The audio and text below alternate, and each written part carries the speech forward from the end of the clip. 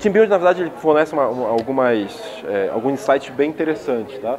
Só que a grande questão que a gente precisa, de certo modo, entender é que talvez a metáfora de building, ela não é tão, digamos, apropriada quando você está falando de relações humanas. Afinal de contas, o ser humano por si só, ele é, digamos assim, complexo, né? Então você não consegue construir, né, aquela metáfora tão exata ali, né? Tipo colocar um bloco, depois outro bloco, né? A coisa é um pouco mais orgânica, digamos assim. Então quando a gente está falando, galera, exatamente do assunto How to Build Great Teams, estamos de fato nos referenciando a como que a gente começa a entender, digamos, essa dinâmica que o pessoal usa o termo técnico para isso, que é a dinâmica psicossocial, né? Ou seja, como que as pessoas se relacionam ali naquele time, naquele grupo, né? De fato, para ser, né, considerado um grupo e começar a gerar resultados. Ok, galera? Infelizmente, muito daquilo que a gente participou nas empresas por aí, né, que você acreditava que era um time, na verdade não era um time. Tá? Na verdade, aquilo que você participava na sua empresa provavelmente foi um grupo de trabalho. Só ter um objetivo comum não torna você um time. Sabe o que torna de fato você um time? Engajamento. O que mais? A união. Tudo isso é meio que consequência. Tá correto, só que é uma consequência. O que é um time? É um grupo de pessoas, né, engajadas, né, pegar aqui o termo de vocês, para atingir um objetivo, e que o resultado desse objetivo é computado mutuamente. Observem bem o ponto crítico que a gente está falando aqui. De maneira geral, nas organizações, você tem muita cultura da, digamos assim, mensuração individual, né? Eu estou observando individualmente se você fez ou não sua parte. Normalmente nos times, até quem aqui usa Scrum, por exemplo, ou usa métodos ágeis no seu dia a dia, né? No time, né, você tem muita questão do, né, tipo assim, eu fiz a minha parte aqui, desenvolvi, se a gente não entregou a meta da sprint, é culpa da galera lá que não testou, por exemplo. Alguém já viu isso acontecer? Ou algo parecido, assim e tal? Então, é muito essa cultura de, eu fiz a minha parte aqui, né, e pronto, acabou, é o que interessa, né? Um time, na verdade, ele é o oposto disso, ok, galera? Por exemplo, se você pegar a motivação pelo qual você tem o próprio Scrum, né? O Scrum agora enquanto jogada vindo lá do rugby, né? Alguém já viu o rugby, como é que funciona? Tem umas regras interessantes, por exemplo, no rugby, né, você tem uma regra que é o seguinte, você nunca pode pegar a bola e passar para frente, igual você no futebol e alguém fica lá na frente, e aí parceiro, passa a bola aí e tal, tá? Não tem isso, o time ele, o tempo todo ele está avançando ou ele está regredindo junto, né? Por ficar defendendo a bola um do outro e tal, quando um cai, pega a bola e tal. Então o time tem toda uma dinâmica, né, de progressão e de regressão em cima disso. E isso é construído exatamente por esse senso de que assim, ó, o time não é só a minha parte, não é só eu fazer um gol, né? O time, a meta ela é compartilhada, né? E o resultado também ele é compartilhado. Então observa que essa característica faz a gente precisar refletir fortemente sobre o que de fato é um time. Tá? Porque o que acontece, galera? Muitas das vezes você vai acabar sentindo uma dificuldade muito grande na sua organização, tipo assim, putz, aqui nosso time não está legal, a gente está com um problema de relacionamento, as reuniões não são produtivas, a gente não quer fazer a daily, por exemplo, a reunião diária, né, e tal, parará. Por que isso, galera? Porque isso acaba sendo um sintoma, na verdade, de que esse conceito ele não está alinhado. Tá? Ou seja, provavelmente você não está trabalhando num time, você está trabalhando no que nós podemos chamar de pseudo-time. Tá? Pode ser um grupo de trabalho. Observa, para muitos problemas que a gente tem no dia a dia da organização, um grupo de trabalho resolve. Né? Qual é a diferença do grupo de trabalho para um time, galera? O grupo de trabalho tem um objetivo comum, mas os trabalhos são desconectados. Né? Tipo assim, eu posso fazer a minha parte aqui e tal, e não preciso colaborar com outro cara que está lá na outra ponta, ele também faz a parte dele, e um dia, eventualmente, aquilo se junta ali e faz sentido para alguma coisa. Isso é um grupo de trabalho, não necessariamente é um time. Okay? Então, quando você está falando de how to build great teams, estamos falando exatamente nesse contexto. Né? Como que, de fato, a gente constrói esses verdadeiros times, não, de fato, um grupo de trabalho apenas. E para isso, galera, eu quero apresentar para vocês um modelo que digamos assim, serve como base para o nosso treinamento. Tá? Na verdade, é uma compilação de diferentes ferramentas, diferentes outros modelos de outros autores. E depois eu vou dizer para vocês como é que é o nome desse modelo. Mas esse modelo, ele tem muito alinhamento com um problema real quando você está trabalhando com times. Qual é o problema, né, galera? Digamos o seguinte, quando você monta um time, você tem como seguinte objetivo. Você quer que todo mundo, né, trabalhe na mesma direção para alcançar um resultado X, certo, galera? Não é isso? Só que quando você monta, né, lá no começo mesmo da relação do seu time, o que acontece é o seguinte. Está todo mundo trabalhando para uma direção diferente. Faz sentido isso aqui, galera, para vocês? Existe um certo processo de dispersão. Eu chamo isso daqui de difusão. Isso lá é aquela metáfora, aquela coisa lá da química mesmo, né? A fusão de elementos, essencialmente. Né? Porque o que acontece? O que nós queremos aqui no final das contas? Nós queremos a fusão. Né? Por que fusão, galera? Olha só essa metáfora como ela é importante pra gente. A gente quer que diferentes pessoas, diferentes elementos, né? Com características diferentes, com valores diferentes, com pensamentos diferentes, em algum momento se fundam em uma coisa só. Né? O time. O time é um elemento atômico. Né? Primeira coisa, enquanto você não conseguir trabalhar com essa atomicidade do seu time, você não tem um time. Primeira grande coisa. Mesmo quando você tiver, estou fazendo só a minha parte, okay, você não tem um time, mais uma vez, você tem um grupo de trabalho. Então, por isso que o que nós queremos aqui perseguir é essa fusão. Tá? Bom, só que vindo aqui até aqui é um verdadeiro, digamos, mistério. Né? Mistério porque requer tempo, né? Requer você, de repente, como líder, como facilitador, começar a cutucar o seu time, principalmente em alguns aspectos que eu chamo aqui de fatores difusores. Tá? Fatores difusores. Por exemplo, aqui na nossa conversa não vai conseguir falar de todos os fatores difusores, tá? Mas vamos falar sobre um fator difusor muito em específico. Okay? Esse fator difusor, na verdade, obviamente não fui eu que criei. Esse fator difusor foi criado por um cara chamado Patrick Lencioni. Ele criou uma ideia, uma espécie de um framework, chamado as 5 disfunções de um time. E é um modelo bem interessante porque, na verdade, ele é uma pirâmide com 5 níveis. Não vou falar aqui de todos os níveis, mas eu vou falar de um nível específico, tá ok, galera? Qual é o nível que eu quero falar com vocês aqui? Medo do conflito. Tá? Eu quero que a nossa conversa gire muito em torno disso. Quem aqui já ouviu falar do modelo de Tuckman? As fases de formação de um time. Storming,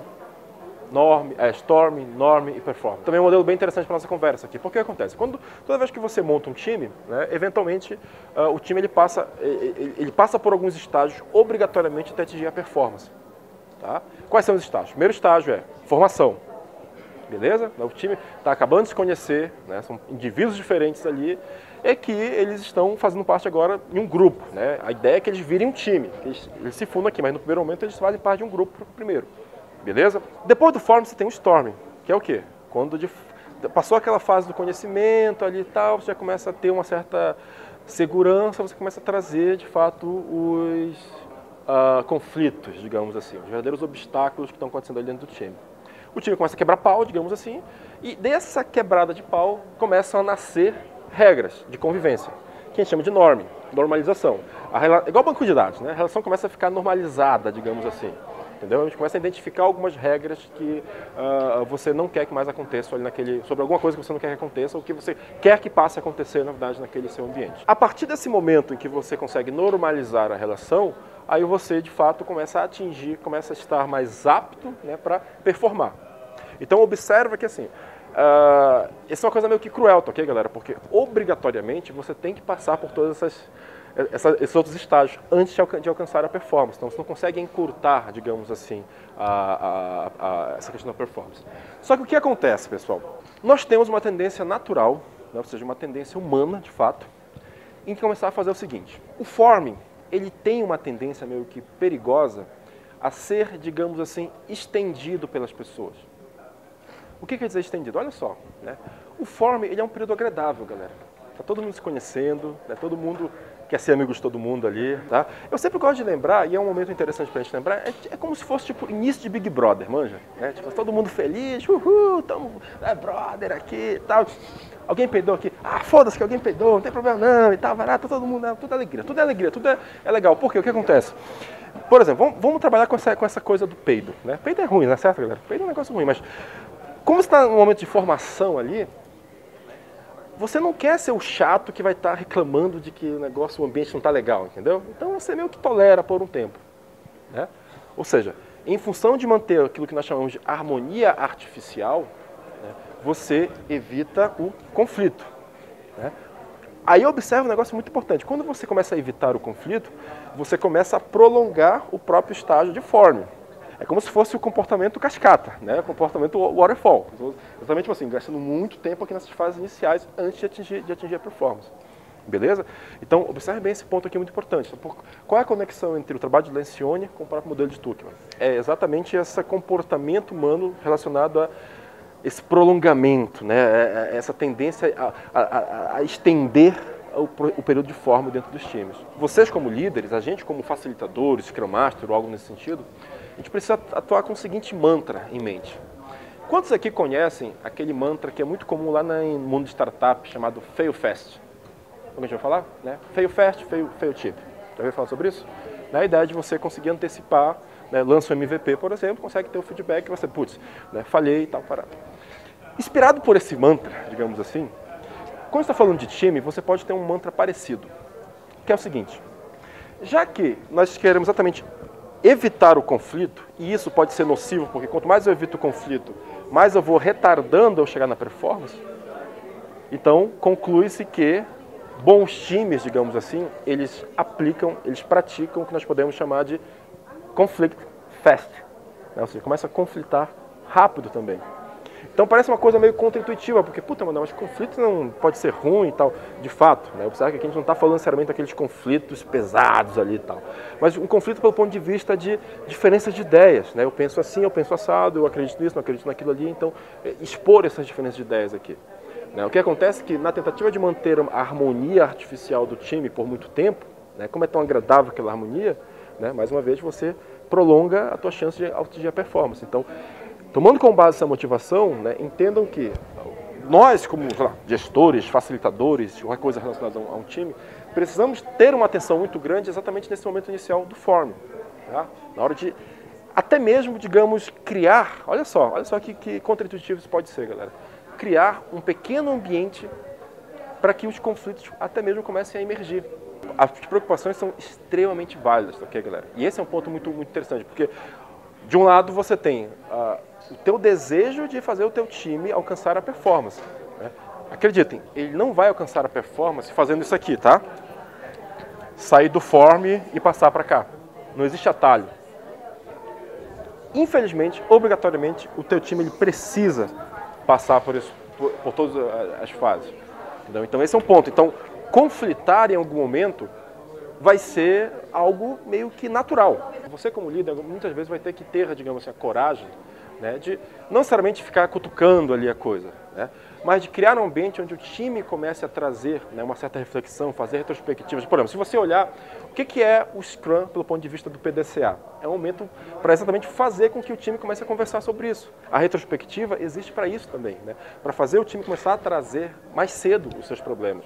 Por exemplo, certa vez, um camarada me chamou na empresa dele com a seguinte reclamação, digamos assim: Manuel, cara, muito legal esse negócio de métodos ágeis, mas, cara, eu devo estar fazendo uma coisa errada aqui, né, na minha empresa. Por quê? Cara, olha só, antigamente, quando a gente começava a fazer um projeto aqui, né, o projeto começava bem, vamos imaginar aqui uma espécie de uma linha de estresse, beleza? O projeto começava bem aqui, né, tá, e a galera só ia começar a ter estresse aqui no final. Cara, agora a gente começou a usar esse negócio de Scrum aí que o pessoal tá falando e tal. Não tem um mês que a gente tá usando isso. E, meu, tipo, cara, a gente já começa aqui, assim, né? Com menos de um mês de trabalho, já tem gente querendo se matar aqui. Devo estar fazendo uma coisa errada, cara. Um projeto ágil ideal, galera, ele deve seguir mais ou menos essa curva de estresse aqui. O final de um projeto ágil ele tem que ser muito chato, monótono, tá? Se o final do teu projeto ágil não for chato, monótono, você não fez direito ao seu trabalho.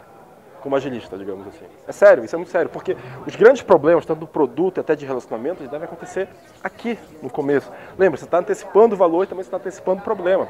Okay? Então, por isso que isso, digamos assim, corrobora com essa ideia do conflict fast. Né? Você está também estimulando, de uma forma até natural, sem criar, na verdade, nenhum momento mágico para... Galera, vamos falar dos problemas aqui. Não, naturalmente você está fazendo com que os próprios conflitos começem a emergir.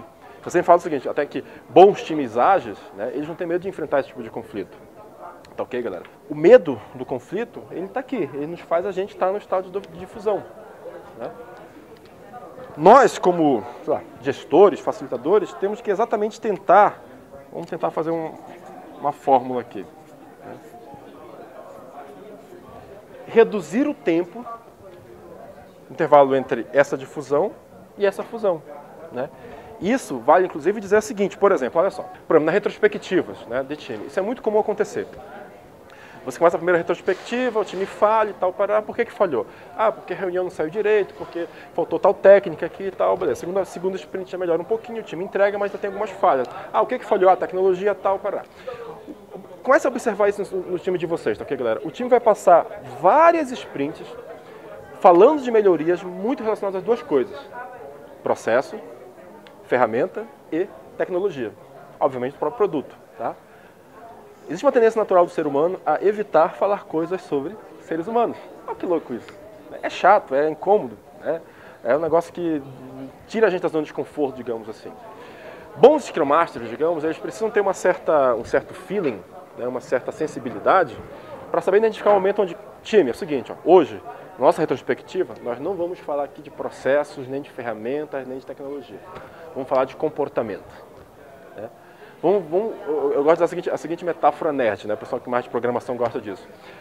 Vamos entender aqui quais são os nossos bad smells comportamentais, né, que de alguma maneira estão incomodando a dinâmica do nosso time. Beleza? E aí, por exemplo, a retrospectiva inteira ela começa a ser drivada, começa a ser guiada exatamente por uma discussão mais aberta sobre essas coisas que estão incomodando um nível mais íntimo, digamos assim, um nível mais profundo, de fato, a performance do time. Tá ok, galera? Então, observe que essa é uma forma de a gente também estar estimulando, criando pequenos mecanismos para estimular com que, durante a retrospectiva, por exemplo, você comece a tratar, né, alguns conflitos no seu time. Tá? Claro, mas observe, reconheço que isso é algo que deve ser feito com cautela. Não é se chegar na segunda-feira na sua empresa e, galera, vamos conflitar aqui, né? Isso é Esparta, uhul, e tal. Né? Não é essa a ideia, tá? Você tem que ir tateando o teu terreno ali, realmente estar observando, sentindo, né? Em que momento que você de fato vai precisar criar algum ambiente seguro, isso aqui é muito importante, né? Para que o time comece a conversar sobre seus conflitos. Uma maneira de ver a questão do ambiente seguro, galera, é o seguinte. Existe um framework, mas aqui eu vou desenhar uma versão mais simples do framework, que indica, digamos assim, o grau de dificuldade na hora de você atacar um conflito. Tá? O que acontece? Vamos chamar aqui de entre o como, o que e o porquê. Quais são os conflitos assim, mais, digamos, fáceis de serem resolvidos, na opinião de vocês, que levam menos tempo para serem resolvidos? Mas fácil exatamente é o como. Tá? Esse funciona como uma espécie de um termômetro para você medir, né, que tipo de conflito, de repente, você quer puxar. Porque o que acontece? Aqui são coisas bem mais íntimas, mais fortes. Né? O ser humano dá um valor muito grande aqui pelo porquê, né, a razão daquilo ali. Já aqui no como, né, pode ser, cara, uma perspectiva diferente, pode ser uma técnica diferente. Tal. Então, normalmente, os conflitos que estão aqui vão ser um pouco mais fáceis. Observa, todos são conflitos. Tá? Todos são conflitos. Quando você estiver estimulando essa questão do conflict fast, né, você vai estimular, obviamente, conflitos por aqui. Né? E, naturalmente, o teu time, mediante, digamos assim, a segurança, né, o quão transparente o time está um com o outro, quando o time começa a ter essa musculatura emocional, ele começa também a conversar nesse nível aqui. É um pouco mais avançado, é um pouco mais difícil, pode levar mais tempo, mas é possível também você resolver conflitos dessa maneira aqui. Alguém já viu no time de vocês, tipo, um seguinte cenário? Você quer falar alguma coisa para alguém, você é um membro de um time, né? Você quer falar alguém para um outro membro do seu time, mas na hora de você falar, você fica procurando a palavra certa ali e tal, porque se você falar de um jeito não muito legal, o cara vai ficar meio chateado com você e tal. Então você tem um cuidado, você está o tempo todo pisando em ovos, digamos assim, para falar o que você quer falar para o membro do seu time. Esse é um termômetro, galera, de que o time ainda está muito, na verdade, lá na difusão. Ele está muito aqui no form, na verdade. Observe, você ainda não tem um time. Olha a discussão original. Você está no form, você está na difusão e você ainda não é um time de fato, né? Porque bons times, eles têm um bom espaço. Não estou falando para falar palavrão pro outro, ok, galera? Mas eles têm um bom espaço para falar, ó, cara, isso aqui não está legal por causa disso daqui. Ou então eu não acredito nisso daqui porque isso daqui pode acontecer dessa maneira. Então, de falar de fato, né, o que você está pensando ali, né? Os melhores times que trabalham na minha vida, de alguma maneira, eles conseguiram descobrir, né, essa maneira de atacar de fato os problemas ali reais e sem estar procurando as palavras certas e por aí vai, tá ok, galera? Né? Se eu pudesse Manuel, qual a primeira dica? Eu sou um guia, não faço qual a primeira dica?